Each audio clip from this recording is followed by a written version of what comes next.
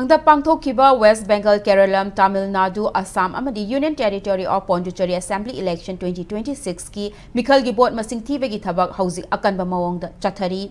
Sit chamaga kunga taruk laiba Assam Assembly gi oina BJP na sit humbudra nipan Indian National Congress na sit kunga mari amadi Assam Gana Parishad amasung Bororen People's Front na sit tara da lead tawduna chatli. Sit chamaga nifu laiba Keralam Assembly gi oina Indian National Congress na sit yang kaitaret CPIM na sit kunga mapan Indian Union Muslim League na sit kunga humdoi amadi CPI na sit taramathoi da lit tawduna chatli. Sit kuntra laiba Union Territory of Puducherry Assembly ki oina su AI NRC na sit nipan independent na sit ahum amadi BJP na sit anida lit tawduna chatli. Sit chani ka kuntra ka mari laiba Tamil Nadu Assembly ki oina TVK na sit chamaga nipan AIADMK na sit humpuga mari amadi DMK na sit nifu mangzil thana chatli. Sit chaniga marfudra humdoi leiba West Bengal Assembly ki oina BJP na sit chama kuntra manga AIT shina sit humbudra nithoi da mangzil thana chatli.